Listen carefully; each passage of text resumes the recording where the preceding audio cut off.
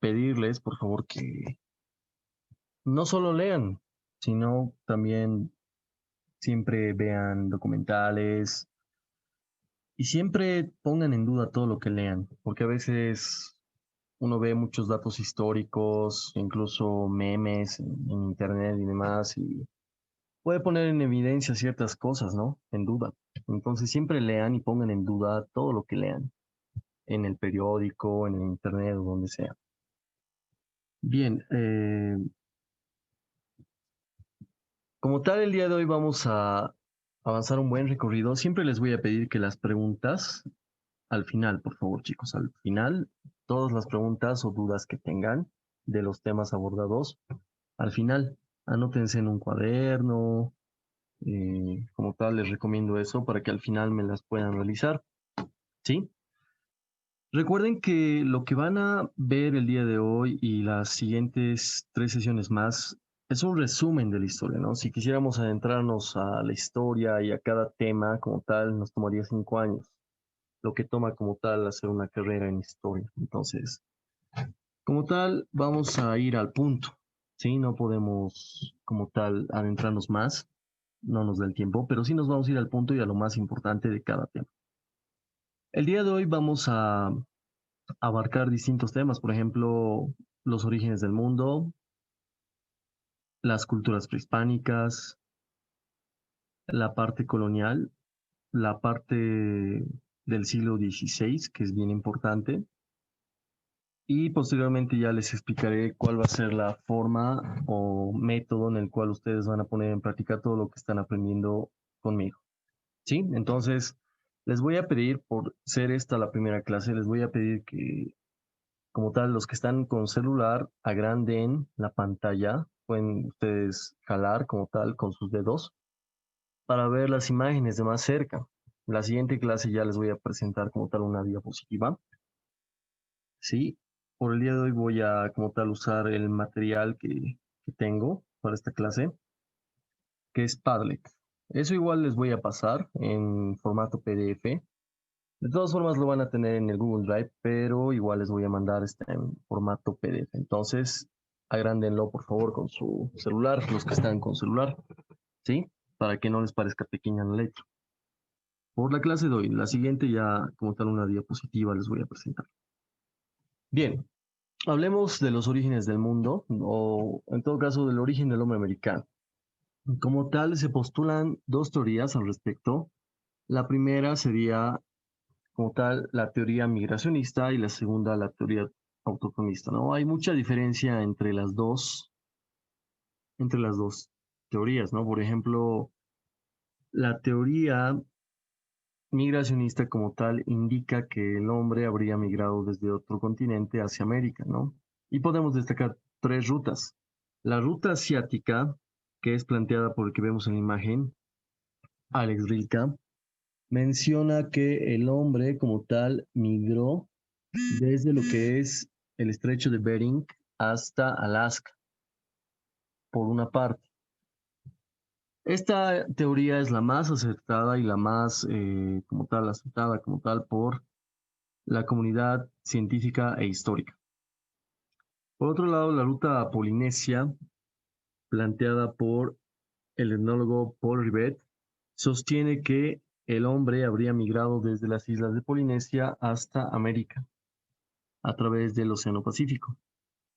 Y finalmente podemos mencionar la ruta antártica, la cual es planteada por el antropólogo Antonio Méndez Correia, quien sostiene que el hombre habría migrado desde Australia hasta lo que actualmente conocemos como la parte sureña de Chile. Me refiero a la Patagonia y Tierra del Fuego. Sin embargo, como les vuelvo a recalcar, la teoría más acertada o la ruta más acertada es la ruta asiática, ¿no? El hombre emigró por el estrecho de Bering hacia Alaska. Sin embargo, no dejan de ser importantes las rutas autóctonas, llamadas así porque indican que el hombre en realidad no habría migrado desde otro continente, sino que en realidad habría tenido su propio origen en el mismo continente, ¿no? En ese sentido, por ejemplo, se menciona como ejemplo la teoría de Fiorentino Meguino, que era un naturalista argentino, que sostiene que en realidad el hombre tuvo su origen en las pampas argentinas a través del descubrimiento de unos restos fósiles llamados Protomo pampeanus o antiguo hombre de la pampa. Sin embargo, esta teoría es rechazada y fuertemente fue criticada por Alex Rilke, quien sostuvo que en realidad no eran restos fósiles, sino restos de animales mezclados con humanos, ¿no? Y que como tal no prueba que los humanos habrían tenido una antigüedad hasta esa edad, me refiero a la edad ternaria, ¿no? Lo cual descarta la teoría del naturalista argentino. Y la otra teoría que sostiene que el hombre habría tenido su propio origen en América es la de Arthur Poznansky. Arthur Poznansky, como tal, sostiene que el origen del hombre americano se habría dado en Tiahuanaco. Igual fue fuertemente criticado, la teoría fue fuertemente rechazada y en ese sentido, como tal, están desacreditadas las teorías autóctonas, ¿no? Pero no dejan de ser importantes, ¿no? Por el intento quizás de tomar como tal a las culturas americanas como parte propia y no migrantes de otro continente. De esa forma, el ser humano se va desarrollando primero en caza y recolección y posteriormente en la domesticación de plantas y animales cerca al 8000 a.C. Pasa de ser nómada a ser sedentario. Me refiero a que de ser parte de un núcleo familiar, la familia va creciendo y el alimento como tal que tenía cerca del lugar de donde habitaba ya no abastece. Eso produce que la misma familia o los mismos miembros tengan que emigrar a otros lugares. Y esto crea como tal el inicio de las aldeas y el sedentarismo.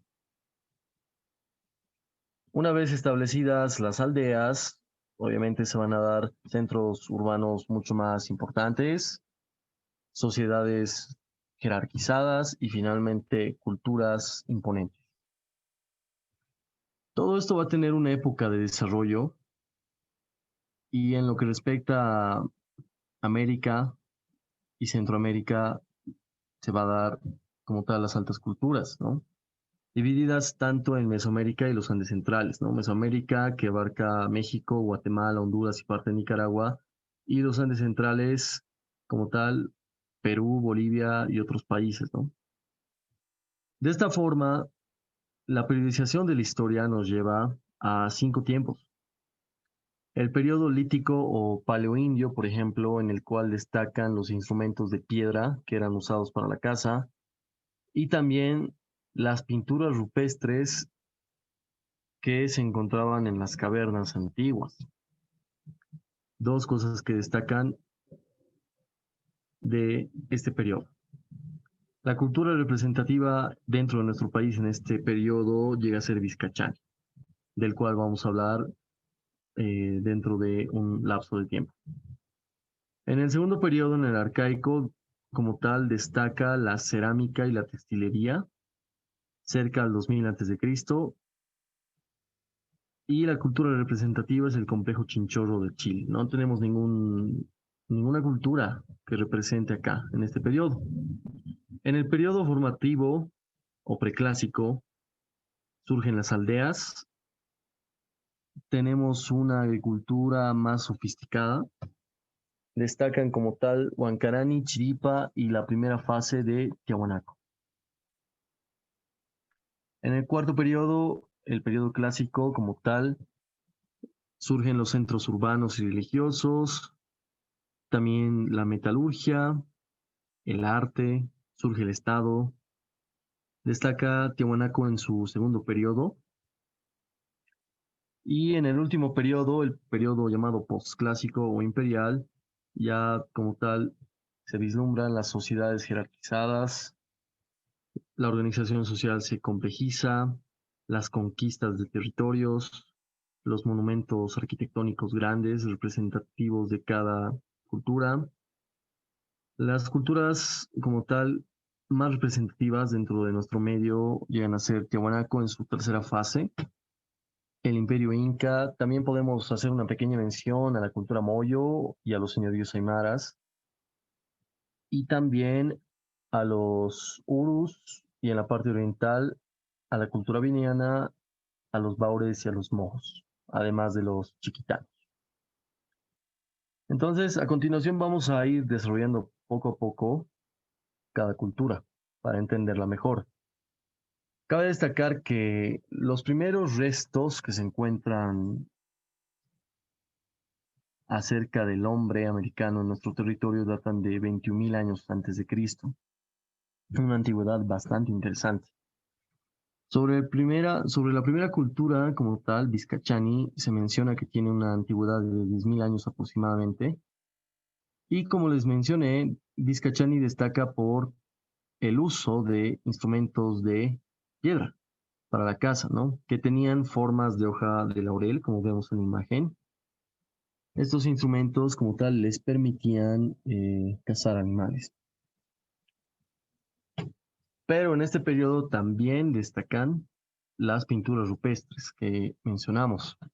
En nuestro país, por ejemplo, podemos apreciar pinturas rupestres en Calacala, Oruro, Carabuco, La Paz, Betanzos, Potosí, Mojocoya, Sucre y Cerro Banquete, Santa Cruz, ¿no?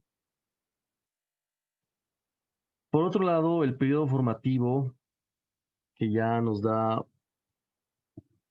vistazos de sociedades más jerarquizadas, más sofisticadas, nos muestra como representativos a Huancarani, Chiripa y Tiahuanaco. Huancarani, como tal, surge el 1200 a.C. y se desarrolla entre los departamentos de La Paz, Oruro y en menor medida Cochabamba. Destacó por su escultura en piedra, de hecho su deidad máxima era la llama, por eso vemos en la imagen, ¿no? Como tal la escultura de piedra de llama. Y también desarrollaron los hornos de barro llamados huayras. Estos hornos de barro que funcionaban con el viento y que lograban efectivamente derretir el mineral, también con el uso de la yareta, que avivaba el fuego, y, y cuyos hornos van a ser usados hasta el siglo XVI, cuando posteriormente los españoles introducen el método de amalgamación del mercurio. Mientras que la cultura chiripa surge en 1380 a.C. en la península de Taraco sobre el lago Titicaca, lograron la fundición del oro y la metalurgia del cobre. Se destacaba esta cultura por la construcción de sus aldeas con paredes dobles de adobe delgado. Tanto Huancarán y Chiripa se basaban en la agricultura de papa y quinoa y la ganadería de camélidos.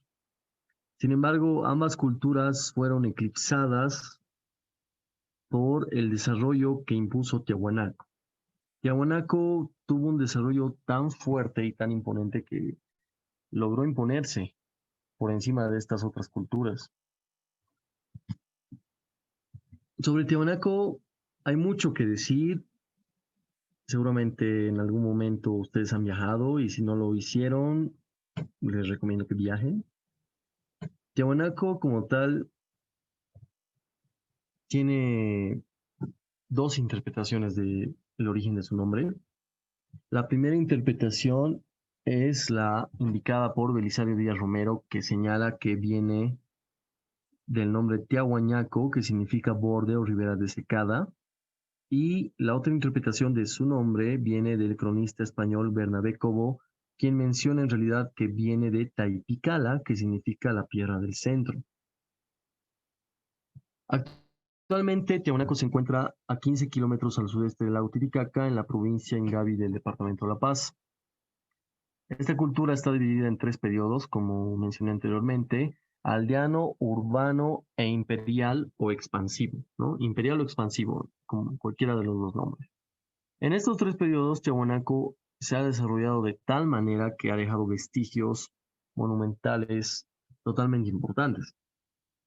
El periodo aldeano de 1580 a.C. al 43 después de Cristo el periodo urbano del 43 después de Cristo al 700 después de Cristo y el periodo imperial o expansivo del 700 al 1200 después de Cristo. En estos tres periodos como tal se destaca la arquitectura tehuanacota y también los monolitos, como ya sabemos. Entonces vamos a mencionar brevemente lo más representativo de Tiahuanaco en base a su arquitectura y a sus monolitos, ¿no? Por ejemplo, la pirámide de Pumapunku. Como tal, esta pirámide está ubicada a 2 kilómetros del centro ceremonial de Acapana. Se señala que en realidad la Puerta del Sol originalmente habría estado a cercanías de la pirámide de Pumapunku, mientras que la pirámide de Acapana, permítanme por favor,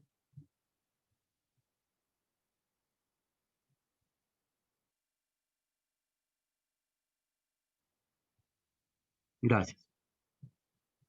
La pirámide de Acapana tiene 7 terrazas escalonadas. También existía un patio hundido en forma de cruz andina dentro de esta pirámide y es considerada una montaña sagrada a Huaca. Para que entiendan qué es una huaca era un lugar sagrado, o sigue siendo un lugar sagrado en todo caso, muy representativo del área indígena como tal. Recordemos que tanto ríos, tanto montañas son huacas, lugares sagrados. Pongamos un ejemplo, ¿no? En La Paz pueden ser las Apachetas, el mismo Illimani, la Muela del Diablo. En Santa Cruz puede ser Samaipata, el Cerro Chochis. Lugares como tal que tienen bastante representación con lo ancestral y lo indígena también. Por otro lado, el templete semisubterráneo consta de 175 cabezas clavas que representarían a las distintas etnias o como tal miembros de la sociedad Tiahuanacota. En su interior se encuentra el monolito barbado, trabajado en roca arenisca. Sobre el templo de Galasasaya mencionemos que marca los equinoccios y los solsticios de la salida del sol durante todo el año. Se encuentra en su interior el monolito fraile, la puerta del sol y el monolito Ponce ubicado al centro. Respecto al Palacio de Putuni, llamado también Palacio de los Sarcófagos, mencionemos que su planta es rectangular y se encuentra rodeado de habitaciones, como tal, que en cierto momento eran de la aristocracia tihuanacota, pero que después se volvieron en residencia funeraria, me refiero a un cementerio como tal.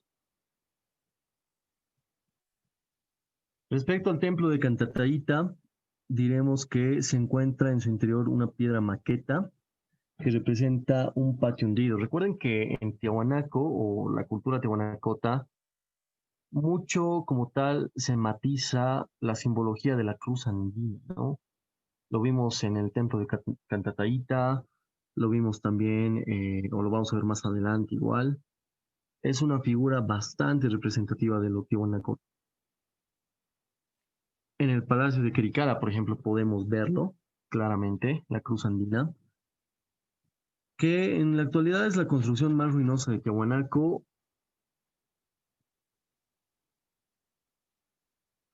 pero lo más importante, aparte de los monolitos, es la Puerta del Sol. La Puerta del Sol que se encuentra en el interior del templo de Calasasaya. En el centro destaca como tal Tunupa o el señor de los báculos, que sería el dios máximo o el más importante de los Tiwanacotas. Tienen dos interpretaciones al respecto de lo que viene a ser la Puerta del Sol. La primera interpretación sostiene que estos símbolos como tal interpretarían a lo que es el tiempo y que en realidad toda esta Puerta del Sol sería un calendario solar. Y la segunda interpretación es que todos estos seres que rodean a Tunupa estarían bailando o tal en una festividad dedicada precisamente a Tunupa. al Señor de los Báculos. Esas dos interpretaciones total se le puede dar a la Puerta del Sol, que es muy importante. Bien, sobre la Puerta de la Luna, diremos que destaca como tal la decoración de motivos zoomórficos, criaturas con cabeza de puma y boca de pez. Y bueno, finalmente los monolitos en esta parte. Sin lugar a dudas, el más importante es el Bennett. No solamente por la altura que tiene, que es casi 8 metros, sino por su iconografía y la representación que conlleva. Fue descubierto en 1932 por Wendell Bennett. En 1933 fue trasladado al Paseo del Prado de la ciudad de La Paz.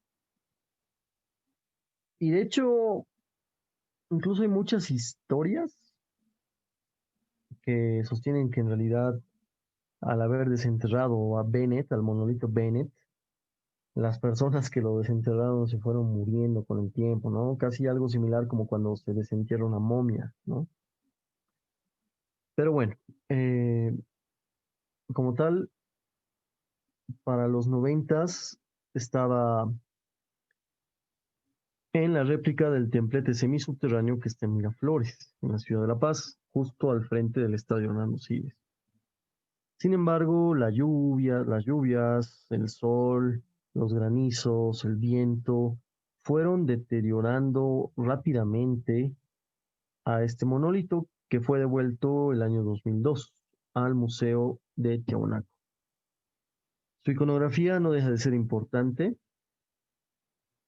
Por ejemplo, en esta mano lleva lo que es un vaso tiahuanacota llamado quero. En la otra mano lleva como tal una tablilla de rapé para hacer rituales. No podemos apreciar su espalda, pero sí les digo con exactitud que tiene trenzas que llevan hillas. Las hillas son miniaturas, ¿no? Las miniaturas que podemos observar en alacitas, por ejemplo. Lleva hillas pequeñas en forma de aves andinas. Las aves andinas conocidas como mamán.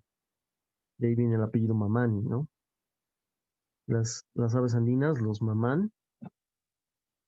Pero lo más importante de este monolito son los dos soles grandes que están en su espalda. Estos dos soles grandes que lleva en la espalda representan como tal tanto el solsticio de invierno y de verano, ¿no? Recordemos que a raíz de esto se celebra el Año Nuevo Aymara. Por otro lado, el monolito Ponce, descubierto en 1957 por Carlos Ponce Sanginés. De los demás monolitos podemos destacar esto. Si se fijan minuciosamente, una de las manos del monolito Ponce está al revés, los dedos están al revés, la mano derecha como tal está al revés. Y esto es algo característico de los monolitos, que una de las manos como tal está al revés. Bueno, los dedos no están en la posición en la que deberían estar, ¿no? Finalmente podemos mencionar al monolito o estela fraile, que destaca por su cinturón de cangrejos. Esto como tal da una evidencia fuerte de que Tiahuanaco tuvo contacto con culturas ubicadas cerca a la costa del Pacífico. Otra evidencia más de que Bolivia tuvo acceso soberano al mar desde tiempos inmemoriales. Entre otras cosas, les puedo mencionar que Tiahuanaco en lo económico se desarrolló a través de las zanjas transversales que acumulaban agua de lluvia para el cultivo de papa u hortalizas llamadas sucacoyos, lo que vemos en la imagen. Y otra de las cosas, ¿no? ¿Cómo llegan a desaparecer los tihuanacotas? Mucho se atribuye que fue un diluvio que arrasó con todas las civilizaciones tihuanacota, lo cual es totalmente falso. Esto se explica a través de el lenguaje de los tihuanacotas, que era el puquina. La lengua puquina se habló hasta el siglo XVII. Como tal, se tienen datos recabados por el libro de catequesis del padre Jerónimo de Oré de 1613, que como tal tiene vocablos de la lengua puquina. ¿Cómo desapareció la lengua puquina? Como tal, ustedes saben, la globalización es un fenómeno que se dio desde que llegaron los españoles, ¿no? Entonces, ¿cuál era el idioma para comunicarse más fácilmente? El español. ¿Qué idiomas persistieron después, ¿no? El aymara y el quechua. El puquina poco a poco se fue perdiendo. Los puquina hablantes tuvieron que aprender a hablar o bien quechua o bien aymara para comunicarse con otros grupos culturales, por lo que fue desapareciendo la lengua. ¿Cómo desaparecen los tiwanacotas? Esto se debe a raíz del sobrepoblamiento. A pesar de tener estos sucacoyos que podrían fácilmente alimentar a las personas y a la sociedad, tras el crecimiento de la población, los pobladores se ven forzados a abandonar el lugar y a migrar a nuevos lugares. Como tal, eso explica como tal la desaparición de los tiwanacotas de este lugar. Bien, brevemente hablemos de la cultura Moyo, que se desarrolla entre 1150 y 1220 después de Cristo, ubicado en el norte de La Paz hasta parte de Santa Cruz. De Moyo destaca el centro de Iscanhuaya. De los 14 centros arquitectónicos que tiene, Iscanhuaya es el más imponente. Eso es lo que tienen que saber. Iscanhuaya, cultura Moyo. Ahora hablemos sobre los señoríos aymaras. Los señoríos aymaras no eran señoríos unidos, de hecho cada señorío estaba por su cuenta, y cada señorío se dividía en una mitad mayor y en una mitad superior, en Anan Urim. Anan Urim. Por ejemplo, teníamos el señorío Chichas, entonces había Anan Chichas, Urim Chichas, ¿no? La parte mayor de Chichas, la parte inferior de Chichas. Les pongo un ejemplo actual. Por ejemplo, tenemos La Paz. Anan sería la ciudad de La Paz, por ser más grande. Urín sería la parte de la ciudad del Alto, por ser más pequeña. Es un ejemplo nada más. De esa forma, territorialmente se dividía a los lugares o a los señoríos, ¿no? En Anan y en Urín. Y obviamente en Anan había un líder y en Urín había otro líder, ¿no? Cacique, como tal. Pero también se dividían en Urku y Uma. Urkusuyu y Umasuyu. Los señoríos que estaban cerca al lago eran llamados los Umasuyu porque estaban dedicados a la agricultura. En cambio, los Urkusuyu, los señoríos que eran Urkusuyu, eran dedicados a la guerra, a las conquistas y demás. Destacan, o bueno, en realidad los señoríos son los canas y canchis, collas, lupacas, pacajes, carangas, quillacas, caracaras, chichas, charcas, soras y chuy. Destacan los señoríos charcas, collas y lupacas. Esos tres, más que todos los collas y los lupacas. A nivel económico, se manejaron a través del control vertical de pisos ecológicos, que era una estrategia más que todo para ocupar zonas productivas y tener acceso a productos diversos. ¿Qué pasaba cuando los señoríos aymaras o los miembros de los señoríos venían? Eran enterrados en monumentos mortuorios llamados chulpas. Lo interesante de esto es que los aymaras no eran enterrados por debajo de la tierra, sino precisamente en toda esta parte de las chulpas. Voy a ilustrar. En toda esta parte eran enterrados los aymaras en posición fetal y con su mejor vestuario porque los aymaras creían que se nacía al otro mundo tal cual había sido enterrado. Y esto significaba ser enterrado con joyas, con riquezas. Como bien sabemos, con la dominación española, varias chulpas fueron saqueadas. Hoy en día, si tienen la oportunidad de ver alguna chulpa o visitarla, simplemente van a encontrar hojas de coca y alcohol. pero ya ninguna momia o resto como tal de alguna aymara. Los aymaras como tal, o los señores aymaras, se basaron en el Ayu, que era la unidad básica andina de organización, cuyas autoridades fueron establecidas por los Malcus, los Hilacatas, los Hiliris, que eran la asamblea deliberante. Como les vuelvo a recalcar, los aymaras no estaban unidos, los señoríos aymaras no estaban unidos. Se produce una guerra entre el señorío Coya contra el señorío Lupaca. Termina ganando el señorío Lupaca y establece la paz con el rey Viracocha de los incas. Sin embargo, el hijo del rey Viracocha, Pachacútec, termina rompiendo la alianza e invade a los señoríos o reinos aymaras. Y ahí es donde se acaba la hegemonía como tal de los señoríos aymaras. ¿Qué pasa después? Por qué ya no podemos hablar actualmente de señoríos aymaras y solo de la comunidad aymara? Porque tanto con incas y con españoles, los señoríos aymaras fueron mezclándose entre señoríos. Esto se explica desde el punto de vista que muchos aymaras eran rebeldes y no querían obedecer a las órdenes. Entonces, se los mandaba a otro señorío para que no tuvieran el apoyo necesario. De esa forma, los señoríos se fueron reduciendo hasta que el día de hoy no podemos hablar, como les vuelvo a decir, de señoríos, sino de la comunidad aymara, nada más, de la etnia aymara.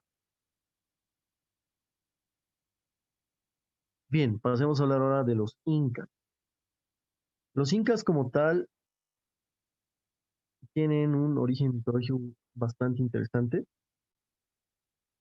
Podemos mencionar en primer lugar la leyenda de Sarmiento de Gamboa, que se refiere a los hermanos Ayar, Ayaruchu, Ayarcachi, Ayarauca y Ayarmanco, y a sus esposas, Mamacura, Mamasara, Mamahuaco y Mamaogio. Las parejas salen como tal del cerro Tamputoco en busca de una tierra fértil. Las parejas van muriendo en el camino y se van volviendo huacas y finalmente solo queda Manco, Ayarmanco, quiero decir, con su esposa Mamaogio, quien logra fundar el imperio incaico en el. Sin embargo, la otra leyenda, la cual es más conocida por ustedes, seguramente, es matizada por Garcilaso la Vega, quien indica que en realidad el dios Inti, Sol, los envió desde el lago Titicaca a encontrar una tierra fértil, que les dio varas de oro, que en el lugar donde la vara se enterrara, en ese lugar tenían que fundar como tal su imperio. Este lugar terminó siendo el Cusco. Sin embargo, siempre se puede matizar o contraponer la teoría histórica con lo que viene a ser las leyendas, ¿no? Hay mucha diferencia entre leyenda e historia, ¿no? La diferencia es que una está inventada y la otra, como tal, se acerca más a la verdad. Bien, sobre el origen histórico, se menciona que en realidad los incas pudieran ser descendientes de los. Se explica que Apotambo habría sido uno de los últimos líderes de Mecotas, cuyo hijo fue Manco Cápac. Manco Cápac, que a su tiempo hizo casar a su hijo para establecer una alianza con los señoríos o culturas que estaban cerca al lugar del Cusco. De esa forma terminan venciendo a todos aquellos señoríos que estaban merodeando cerca de Cusco y se establece el imperio incaico. Este imperio incaico que tuvo dos dinastías, ¿no? La dinastía pequeña, la Urimbuco, de Manco Cápac, Sinchirroca, Yoquiyupanqui, Maita Cápac y Capayupanqui, y la dinastía Anancusco de Inca Roca, Yahuarhuacac, Viracocha, Pachacutec, Tupac Yupanqui, Huayna Cápac, Huáscar y Atahualpa, ¿no? Estas dinastías que sin lugar a dudas dejaron bastantes de.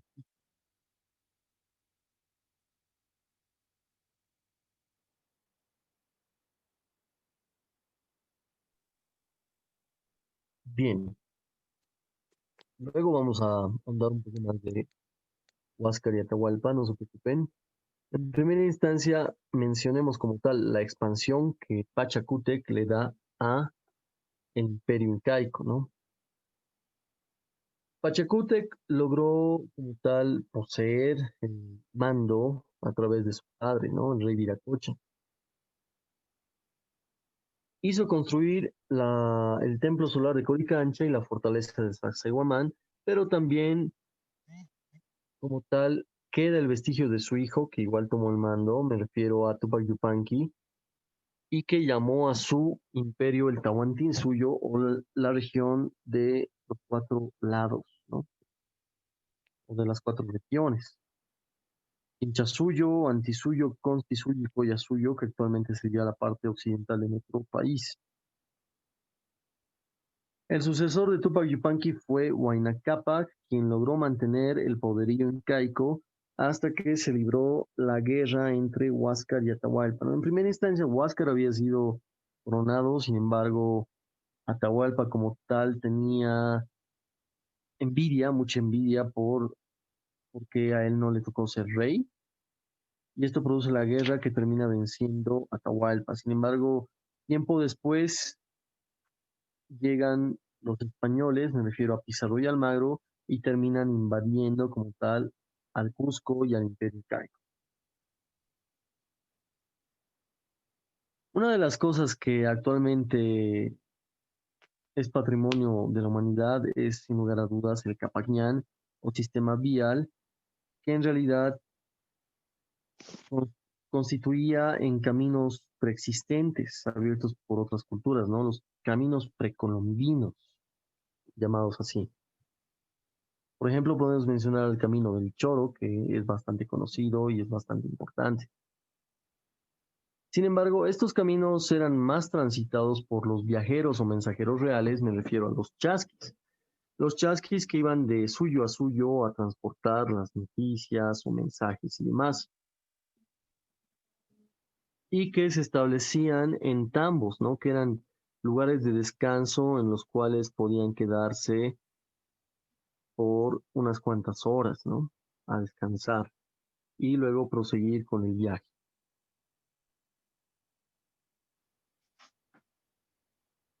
Por un lado esto. Por el otro lado, mencionemos la forma de trabajo de los incas, la mita, que constituía en un trabajo por turnos de 25 a 50 años.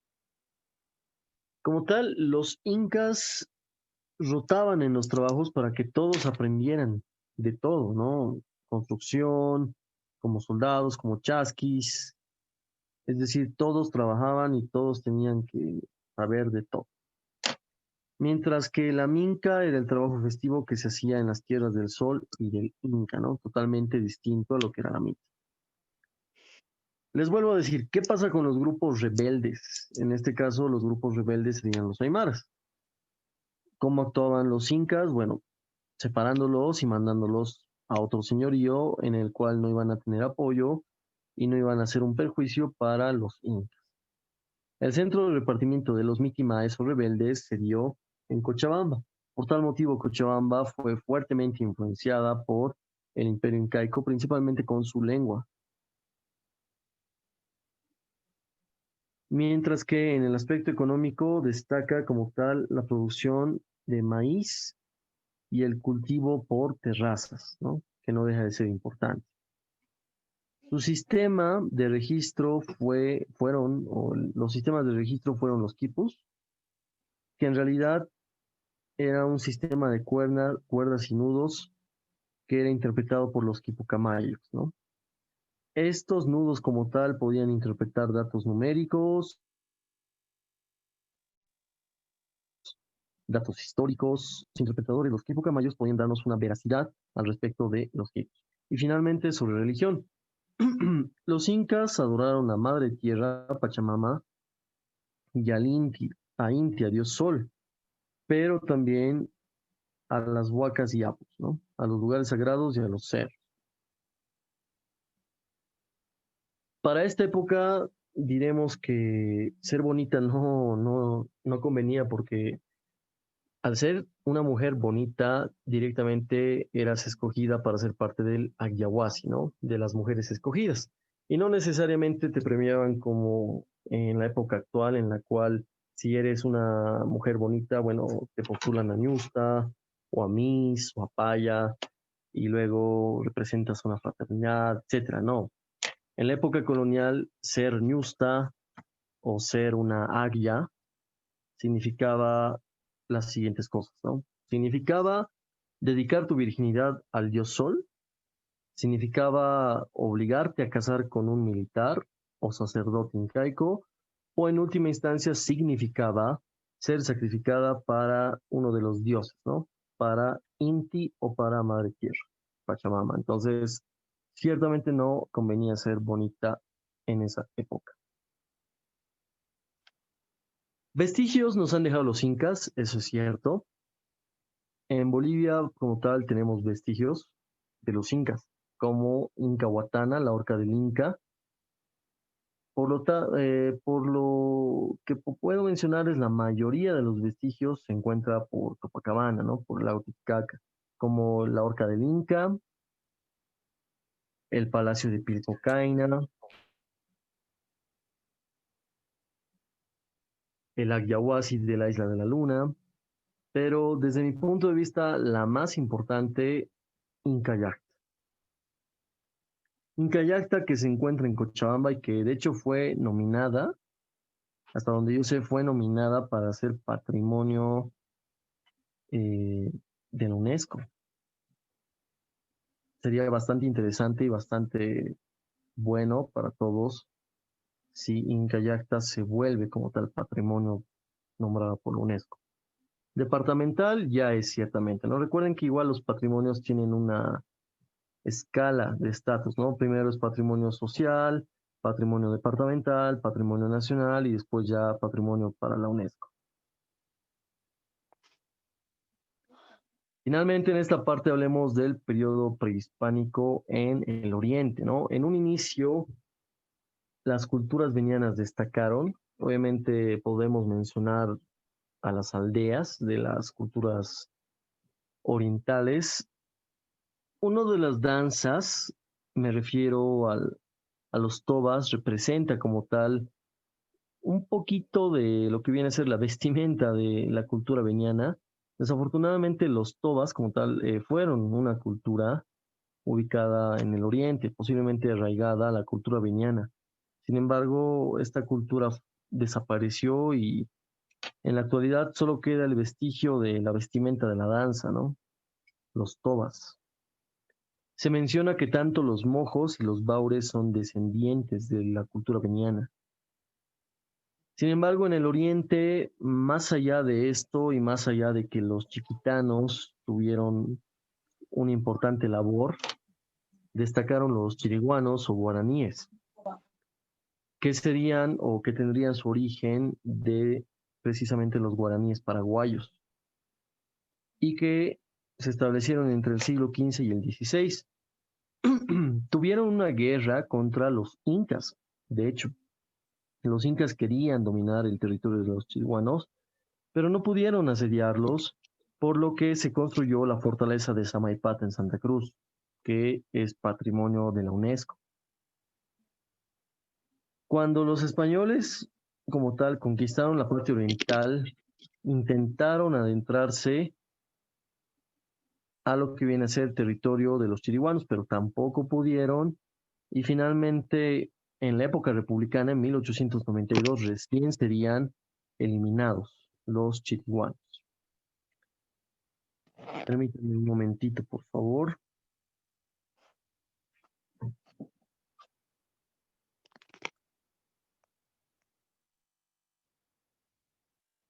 Gracias. Tío. Chicos, apaguen sus audios, por favor. Siempre tengan cuidado de eso. Hay bastantes cosas que pueden pasar con el audio prendido, entonces siempre traten de apagar sus audios, por favor, chicos. ¿Sí? Bien, voy a proseguir. Hablemos de la conquista española. No podemos hablar de la conquista española sin el denominado encuentro de tres mundos. En otros libros quizás hablemos más que todo del descubrimiento, otros hablarán de masacre, otros hablarán de conquista. Lo cierto es que ciertamente yo, en lo personal, me quedaría con el encuentro de tres mundos. Se encuentran tres mundos, ¿no? El mundo africano, el mundo europeo y el mundo americano, ¿no? Cada uno de estos mundos tenía su forma de vivir, su forma de pensar y demás.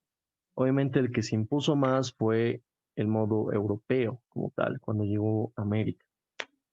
Todo esto nos remonta a 1492, a Cristóbal Colón, a sus barcazas, ¿no? La Niña, la Pinta y la Santa María. Posteriormente, la conquista al imperio azteca por parte de Hernán Cortés en 1518. Y en 1524, Francisco Pizarro y Diego de Almagro inician una expedición hacia el sur. En cierto momento sufrieron como tal pérdida de bastante contingente. Y de hecho, en cierto momento, por 1528, solo estaban 13. Entonces se tomó una decisión, ¿no? De hecho, planteada por Francisco Pizarro, quien trazó una línea en medio de la tierra con su espada y mencionó, bueno, los que quieran volver a Panamá pueden hacerlo, los que quieran ir al sur conmigo, vamos.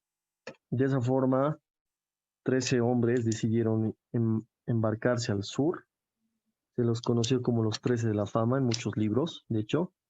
Obviamente, estos 13 después tendrían muchos más hombres a su mando, llegando a tener un contingente de 150 hombres, aunque en otros libros se menciona 180. Pero lo cierto es que estos 150 hombres expedicionaron hasta llegar en 1532 al Cusco, justo cuando Atahualpa estaba en el poder. Ahora, hay que mencionar que no los saquearon directamente. España como tal tenía una forma de hacer validar sus conquistas. ¿Cuál era la forma de validar la conquista española? Les leían un requerimiento al rey, o le leían un requerimiento al rey de la cultura, en este caso Atahualpa, y le mostraban la Biblia. Obviamente le decían, tienes que hacer caso a lo que dice la Biblia, que tienes que hacer caso a Dios, que por favor rendite por las buenas, si no te tienes a las consecuencias. Y naturalmente, como el rey Atahualpa no sabía lo que estaban diciendo y como no entendía que el libro que estaba agarrando era la Biblia, lo tiró al piso. Y esto motivó a la conquista española, ¿no? Porque al rechazar el requerimiento o la rendición, llamada en otros términos, al rechazar a Atahualpa la rendición, se enfrentó como tal contra los españoles que terminaron venciendo a un contingente mucho mayor a esos 150 hombres, ¿no? Se habla de 10.000 indígenas. ¿Dónde marca la diferencia? La diferencia marca con el avance tecnológico que tenían los españoles. Me refiero a las armas, arcabuces, escudos, armaduras de metal, todo eso hizo la diferencia, ¿no? Una vez que Atahualpa es aprisionado, intenta como tal liberarse. En primera instancia ofrece una habitación llena de oro y dos habitaciones llenas de plata. No lo liberaron. En segunda instancia hace matar a su hermano Huáscar y a toda la descendencia de Huáscar. Tampoco lo liberan. En tercera instancia manda a su comandante Rumiñahui a combatir y armar un contingente contra los españoles. Rumiñahui lo traiciona. Y esto nos lleva a la fase final. Me refiero a la ejecución de Atahualpa. Atahualpa debía ser ejecutado por conspirar contra la corona española. Sin embargo, como última carta de salvación, se hace bautizar al cristianismo y ni aún así logra salvarse. Es condenado a la pena de garrote el 26 de julio de 1533. ¿Qué pasa después? Al ya no haber ni Huáscar ni Atahualpa, el hermano menor de los dos, Manco Inca, es reconocido como el nuevo monarca incaico. Manco Inca trató de rebelarse contra los españoles, no pudo o no le salió bien como esperaba, entonces huyó hasta donde es Vilcabamba, actualmente Ecuador, y en Vilcabamba como tal fue el reducto o la fortaleza de los incas hasta 1572. 1572 es ejecutado Tupac Amaru número uno. Bien, ¿qué pasa después con esos 150 hombres? Esos 150 hombres, como tal, reciben lo que es la encomienda. ¿Qué era la encomienda? Territorio, minas, indígenas. Eso era la encomienda. Y eso los volvían encomenderos. Los encomenderos tenían posesión en mina, posesión en tierra y posesión en indígenas, que debían hacer cristianizar. Posteriormente, tras esta conquista al imperio incaico, el Tahuantinsuyo desaparece. Surgen lo que son las gobernaciones. En otras palabras, las primeras autoridades españolas eran los conquistadores, los adelantados, que posteriormente se transformaron en gobernadores. De esa forma surgen las gobernaciones, ¿no? La gobernación de Nueva Castilla de Francisco Pizarro y la gobernación de Nueva Toledo de Diego de Almagro. Actualmente nuestro país estaría ubicado en parte de lo que es la gobernación de Nueva Toledo de Diego de Almagro. Sin embargo, ahí nace la enemistad entre los dos, porque Almagro pensaba que Pizarro tenía mucho más territorio que él. Entonces, esta envidia se va a expandir totalmente hasta que en 1538 se resuelve la situación a través de la batalla de las Salinas, que termina venciendo o dando como vencedor a Francisco Pizarro sobre Diego de Almagro. Tiempo después, el hijo de Diego de Almagro termina asesinando a Francisco Pizarro y luego los hermanos de Francisco, Hernán y Gonzalo, lo terminan matando al hijo de Almagro. De esa forma termina como tal los problemas entre almagristas y pizarristas. En una época en la cual ya se iban fundando las primeras ciudades dentro de nuestro territorio, como la fundación de la ciudad de La Plata, que actualmente es la ciudad de Sucre, fundada por Pedro de Ansúrez en 1540. Sin embargo, los encomenderos, en su mayoría los pizarristas, no contaban con que iba a haber alguien que defienda a los indígenas, en este caso el fraile Bartolomé de las Casas. Esto como tal motivó a que la corona española tome provecho de la situación y que las encomiendas solo duraran una generación. Me refiero a que los encomenderos no podían pasar su territorio, sus minas, ni sus indígenas a sus hijos. Esto como tal produce un descontento fuerte en los pizarristas que va a producir la guerra civil en el Perú de 1544 a 1548, ¿no? Muchos pizarristas para salvarse se pasaron al bando español y muchos otros murieron, ¿no? Hasta que el 9 de abril de 1548 son derrotados los pizarristas, tanto Gonzalo como Hernán Pizarro son ejecutados. En toda esta época, como tal, se va a dar el auge, nuevamente les menciono, de la fundación de ciudades como la fundación de la Villa Imperial de Potosí, ¿no? Su antecedente concreto nos lleva a 1543, cuando se descubre el Cerro de Porco, y en 1545 con el descubrimiento del Sumac Orco o Cerro Rico de Potosí por Diego Hualpa.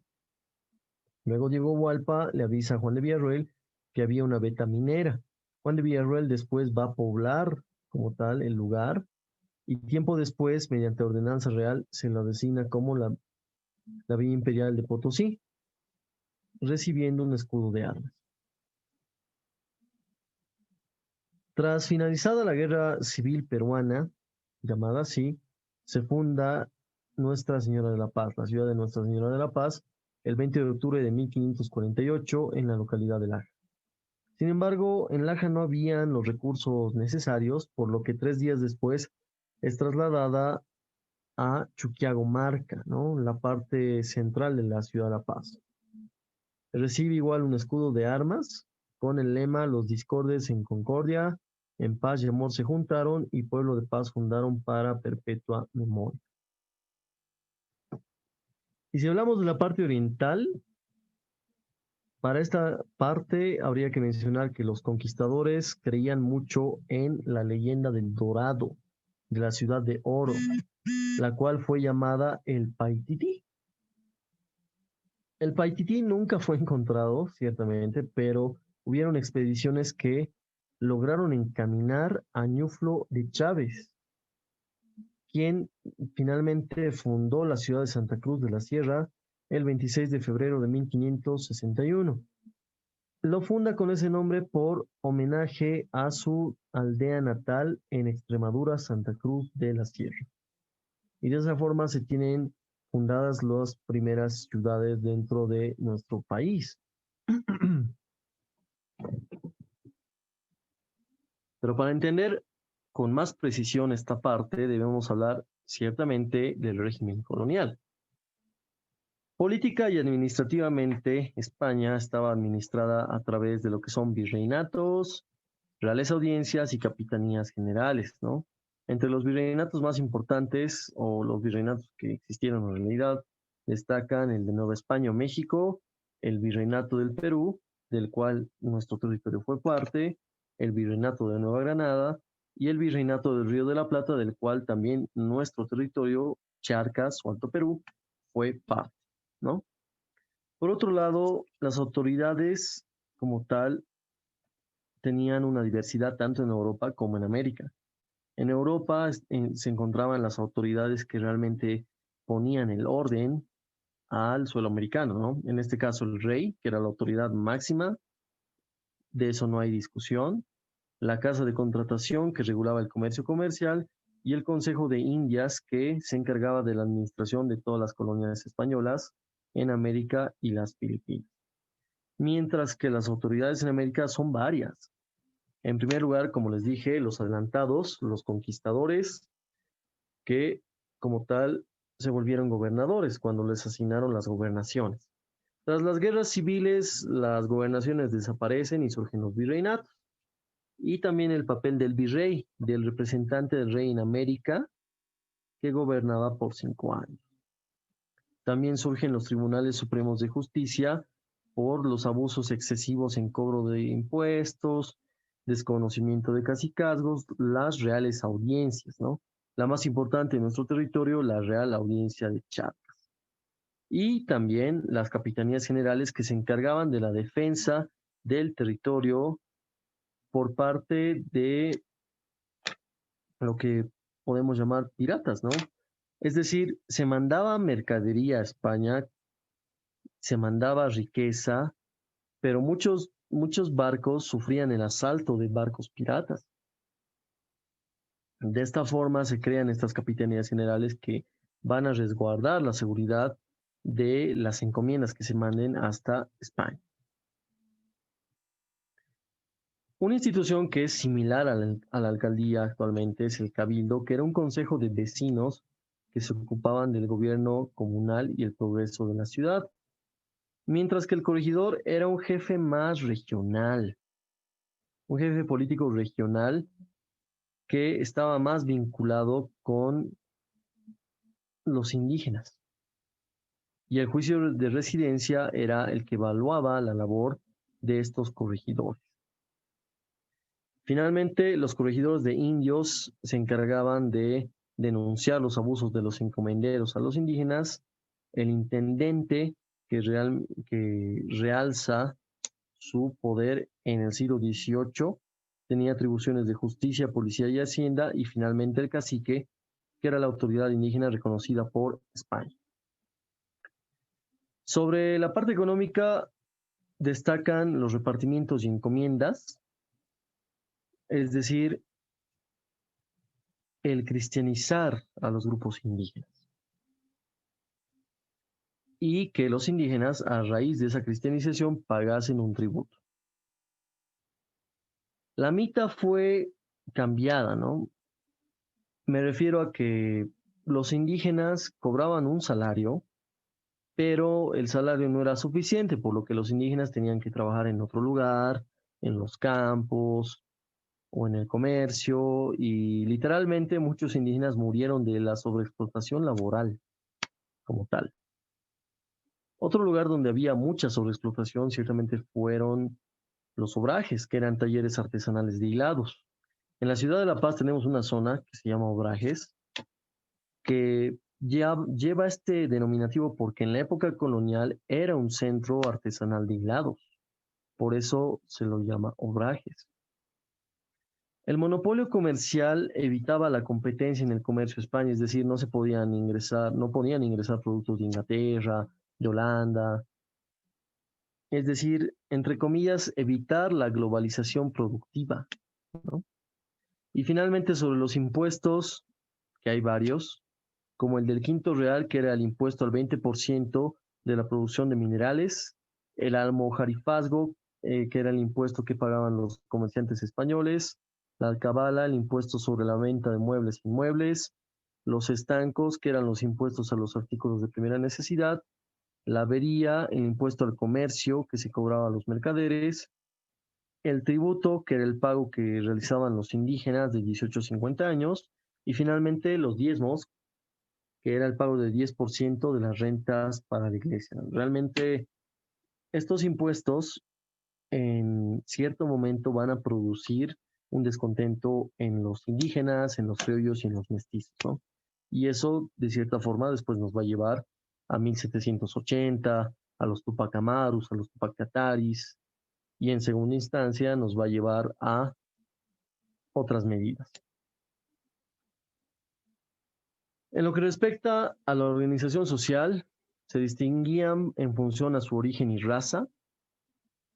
Los peninsulares, que eran los españoles que ocupaban cargos altos, los criollos, que eran hijos de españoles nacidos en América, que ocupaban cargos subalternos, los mestizos, que eran hijos de españoles e indígenas, que se dedicaban a la artesanía, los indígenas, que eran originarios de América, y los negros, que eran traídos de África, ¿no? Esclavos, que en primer lugar habían sido traídos para trabajar en la mina, pero que al no aguantar ni la altura, ni el trabajo fuerte, fueron destinados a trabajar en el servicio doméstico y también en la Casa de la Moneda.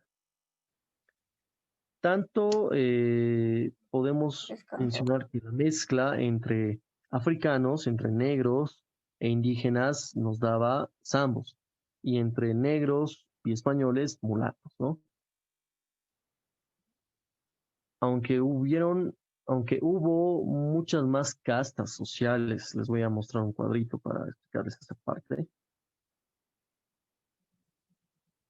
Por ejemplo, si mezclábamos un mestizo con un español, ya era un castizo.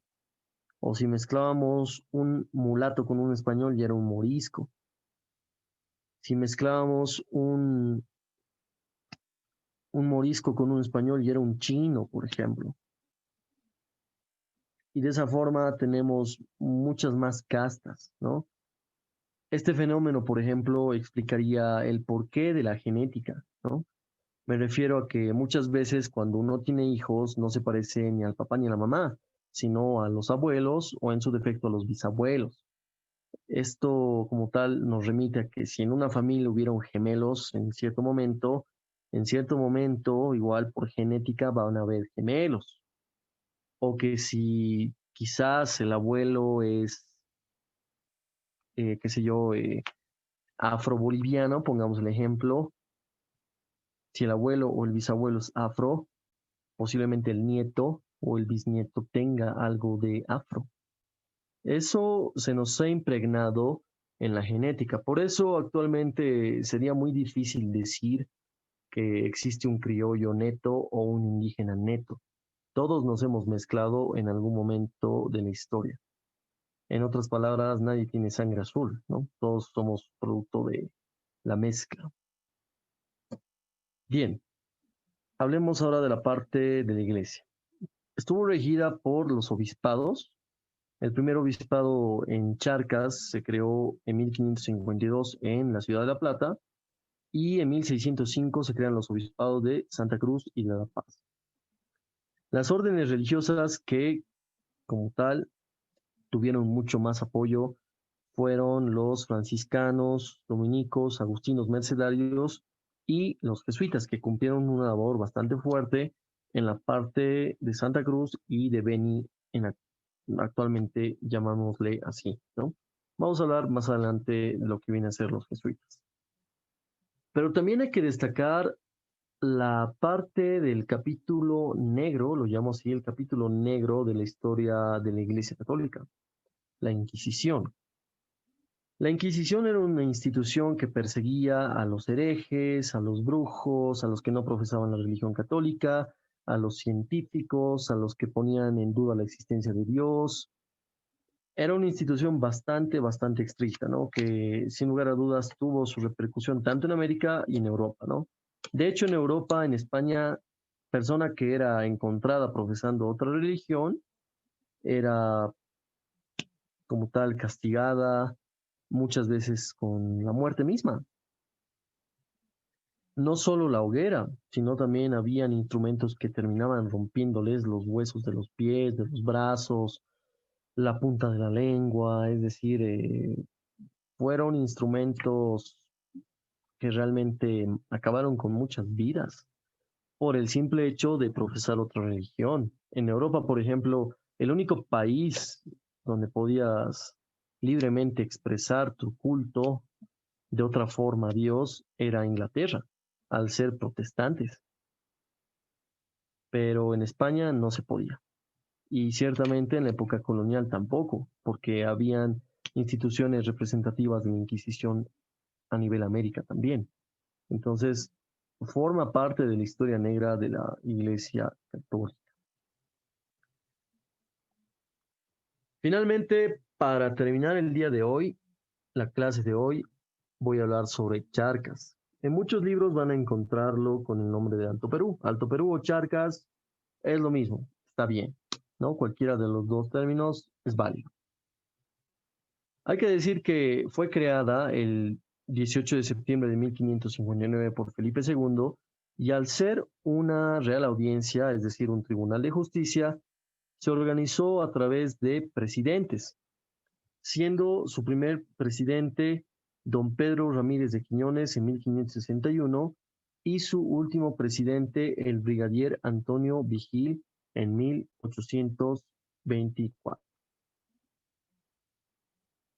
Sin embargo, el desarrollo del territorio charqueño recién se vio con la llegada del virrey Francisco de Toledo, quien estuvo bajo el mando del Virreinato del Perú de 1569 a 1581, estableciendo bastantes reformas. Por ejemplo, la visita general de 1570 a 1575. Podemos mencionar que en la actualidad una visita general sería un censo. Entonces, ¿por qué se realiza un censo como primera medida? Fácil, porque habían lugares donde los indígenas escapaban. Muchos indígenas que iban a trabajar a Potosí se daban formas de escapar. Y después estos indígenas eran contratados con mayor precio al mercado negro. Entonces, para evitar estos indígenas que eran llamados los mingas, los trabajadores libres, para evitar este círculo vicioso, el virrey alzó un censo. Y como tal, lugar donde faltaban indígenas, lugar donde llevaba indígenas, lugar que estaba lleno de indígenas era vaciado a otros lugares donde hacía falta para la mano de obra. Entonces, fue una medida bastante astuta por el virrey Toledo, ¿no? Por otro lado, hay que señalar el reemplazo de las guairas por la introducción del mercurio para la extracción del metal. Eso como tal aceleró el proceso de producción de mineral y ciertamente benefició a Potosí. en el siglo XVI. Pero también se da fundación de nuevas ciudades, por ejemplo, la fundación de la Villa de Oropesa, conocida actualmente como la ciudad de Cochabamba, fundada por el capitán Jerónimo de Osorio el 2 de agosto de 1571, y la fundación de la Villa de San Bernardo de la Frontera, actualmente conocida como la ciudad de Tarija, fundada por el capitán Luis de Fuentes el 4 de julio de 1574, ¿no? Medidas que ciertamente fueron bastante provechosas. Intentó atacar a los chiriguanos formando una guerra contra ellos. Sin embargo, los chiriguanos lograron vencer a su contingente y de esa forma nadie más se atrevió a intervenir ese territorio. Como les vuelvo a decir, recién en 1892 se elimina la etnia chiriguana en la época republicana. Entonces, realmente ni incas ni españoles pudieron con chiriguanos. Para el siglo XVII, nuestro territorio tenía otras características. Me refiero a que, como tal, Potosí fue en declive, la producción ya no era la misma, aparte que a nivel más macro, más suramericano o más latinoamericano, si le podemos decir así, las minas de Huancavelica de Perú y la de San Luis Potosí en México lograron mayor productividad que Potosí, que el Cerro Rico, por lo que la Villa Imperial fue perdiendo pobladores. De haber tenido 70,000 pobladores, en el siglo XVII Potosí apenas va a tener la mitad, 35,000. La Paz va a ir constituyéndose en un centro económico fuerte por el comercio de hoja de coca y por el comercio de vino. Pero también se van a ir fundando más regiones, por ejemplo, Oruro, con el nombre de la Villa de San Felipe de Austria, el 1 de noviembre de 1606, por el licenciado Manuel Castro de Padilla. Ciertamente va a haber trabajo minero, no con la misma intensidad del Cerro Rico, pero sí van a haber minas que van a ser bien aprovechadas por los españoles. Pero también van a haber intentos de protesta, iniciales de protesta contra los abusos de los corregidores, contra los abusos en los cobros de impuestos. De esa forma se da, por ejemplo, el levantamiento de Alonso Ibáñez, que fue un levantamiento de criollos que siguió en 1612, que tenía como objetivo destruir el sistema industrial de Potosí porque perjudicaba como tal a las intenciones de los criollos. Este levantamiento no tuvo tanto apoyo, pero sí cuenta como un antecedente de los problemas, ¿no?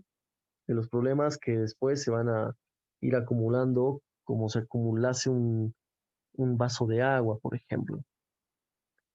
Otro de los problemas que podemos mencionar es la guerra de vicuñas y vascongados. Esta guerra que como tal se dio entre mineros españoles y comerciantes españoles, ¿no?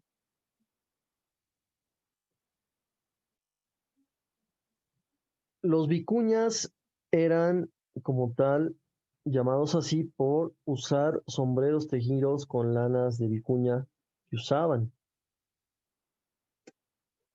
Y de esa forma ambos grupos obviamente se atacaron, hubieron muertos y al final se estableció una amnistía, es decir, un perdón para ambos grupos. Nunca más se los vio enfrentados, pero igual sí queda como tal la rencilla del enfrentamiento entre mineros y comerciantes. Y finalmente la revuelta de Antonio Gallardo, que intentó proclamar la libertad de los americanos, que no tuvo mucho apoyo, pero que quizás fue muy trillada la intención de Gallardo. Finalmente, en la parte oriental, ¿no? Les vuelvo a mencionar, las misiones jesuíticas tuvieron un aporte fundamental para la cultura chiquitana. Y esto nos lleva a la parte artística también, ¿no?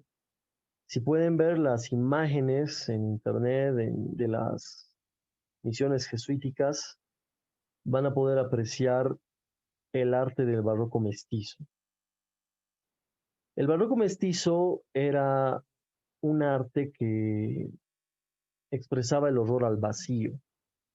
Pongamos un ejemplo concreto, ¿no? Supongamos que su pared está vacía, totalmente vacía. Entonces, un artista del barroco mestizo, al tener horror al vacío, va a intentar dibujar cosas en su pared, va a tratar de llenarla de color, no va a dejar espacio ni para un canto de pintura de su pared. Eso es el barroco mestizo. La decoración excesiva, el colorido excesivo. Eso se puede ver no solo en las iglesias jesuíticas, sin ir lejos, en la ciudad de La Paz, por ejemplo, la misma iglesia de San Francisco es una representación del barroco mestizo. Muchas veces pasamos por ahí, no le damos la importancia a la iglesia. La iglesia de San Francisco tiene como tal la simbología del barroco mestizo plasmada fuertemente. Si se fijan con detenimiento, por ejemplo, la iglesia de San Francisco, van a poder ver los ramos de uvas. En una de sus imágenes hay un león, por ejemplo. En la puerta se expresa a la madre tierra, Pachamama, por los pezones que tienen las puertas. Y en la parte superior derecha, sí, el escudo franciscano. Entonces, son claros ejemplos de barroco mestizo. Igual la iglesia de San Lorenzo en Potosí, que está fuertemente decorada. Son ejemplos del barroco mestizo, ¿no? De una expresión artística que, como les digo, tendía al horror al vacío. No podía ver vacío la pared, el artista del barroco mestizo. Tenía que verla sí o sí con decoración, necesariamente con decoración, ¿no? Y eso es lo que se ve, por ejemplo, en las iglesias jesuíticas. Recordemos que muchas de estas iglesias forman parte de las misiones jesuíticas a nivel América, a nivel sudamericano, que actualmente son patrimonio de la humanidad nombradas por UNESCO. Los jesuitas cumplieron una función bastante interesante en la educación porque les enseñaron a interpretar música barroca se llama actualmente, a interpretar instrumentos como el violín, como el cello. De hecho, hasta antes de esta pandemia, cada año había concierto de música barroca en una de las iglesias de las misiones jesuíticas. Por ejemplo, este año podía ser en Concepción de Chiquitos, al año podía ser en San Javier, al año podía ser en San Miguel, al año podía ser en San José de Chiquitos, al año podía ser en San Rafael. Es decir, un concierto de música barroca que tenía una característica bastante interesante, el interpretar partituras de la época colonial que se han podido mantener hasta la actualidad. Pero también los jesuitas les enseñaron a cultivar y a cosechar y también lograron fundar la misión de la Santísima Trinidad en 1686 a la cabeza del padre Cipriano Barassi, lo que actualmente conocemos como la ciudad de Trinidad, perteneciente al departamento de Pan. En la última parte puedo hacer mención de la fundación de la Universidad San Francisco Javier de Chuquisaca, fundada en 1624 por el padre Juan de Frías Serrán. Y finalmente, en la parte artística, la escultura de la Virgen de Copacabana, realizada por Tito Yupanqui en 1583, ¿no? Que realmente representa como tal o es una de las vírgenes más representativas de nuestro país, ¿no? Quizás como un dato extra, ¿no? Habría que mencionar que donde actualmente está situada la iglesia de Copacabana solía ser un cementerio indígena. y que, recordemos, fue construida en ese lugar la iglesia. En la época colonial, los indígenas no podían entrar a la iglesia. Por eso, esta iglesia, por ejemplo, tiene un patio bastante grande, porque los indígenas escuchaban la misa de afuera, no adentro, sino afuera, ¿no? Ciertamente es un lugar bastante interesante, con bastante historia, ¿no? También la iglesia de Copacabana. Y bien, eso hasta el día de hoy. ¿Preguntas, dudas o comentarios que quieran hacer al respecto? Por favor, los escucho.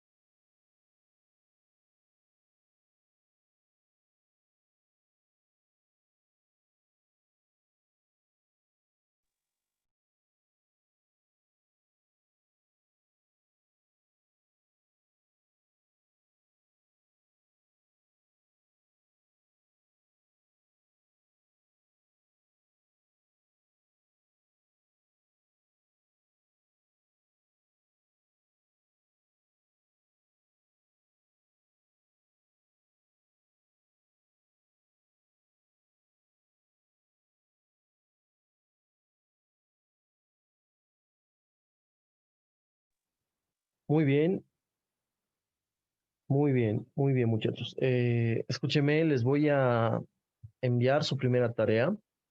Consiste en 50 preguntas de opción múltiple. Lo pueden hacer con el libro abierto, con los apuntes igual que van a tener en el material en el Google Drive. Una vez que ustedes acaben las 50 preguntas de opción múltiple, la misma aplicación les va a dar el resultado, ¿no? Sobre 50, cuántas preguntas acertaron, en qué preguntas se equivocaron. Y de esa forma, como tal, ustedes van a poder ir practicando, ¿no? Con la parte de historia, ¿no? Recuerden, a muchos no les gusta leer historia, entonces traten de siempre sacarle el jugo viendo documentales. Igual les estoy enviando videos a la parte de Google Drive, videos realizados por mi persona igual, para que no sea tan tedioso. Como les vuelvo a decir, a muchos no les gusta leer, entonces son más de ver las cosas. Traten siempre de por lo menos leer algo, ¿no? Una página al día, dos, cuando uno está en el minibús, en el bus, ¿no? En sus tiempos libres. Traten de leer historia, es bastante interesante y también les va a servir de mucho. A veces, igual para temas de conversación, es bastante útil hablar de historia. Entonces, eso sobre la tarea, ¿sí? Y también les voy a enviar al grupo una aplicación que quiero que descarguen. Es la aplicación Presidentes de Bolivia, que la pueden encontrar igual en Play Store. Debe pesar 8 megas apenas, ¿no? ¿Esto por qué? Porque en la siguiente clase ya vamos a ver parte de la historia del siglo XIX y como sabemos el siglo XIX ya más que todo se dedica a las presidencias, a las medidas gubernamentales y va a ser muy útil para todos ustedes esa aplicación, ¿sí? Entonces, vamos a ver un momentito. Sí, sí, lo que les compartí, chicos, como les digo, les voy a pasar igual en el Google Drive en formato de PDF. La siguiente clase voy a hacer una presentación ya en diapositivas para que todos ustedes puedan observar, como les digo, más imágenes, ¿sí? Más imágenes, pero de todas formas les voy a enviar el material que han visto el día de hoy en PDF, ¿sí? Con el nombre de avance de historia. De eso pierdan cuidado, ¿sí? Bueno, entonces, habiendo dicho todo eso y sin haber más dudas, nos estamos viendo la siguiente semana. Que tengan un buen inicio de semana, que les vaya muy bien en todo lo que hagan. Cuídense mucho, abríguense y que les vaya muy bien. Que tengan un buen descanso. Muy buenas noches a todos.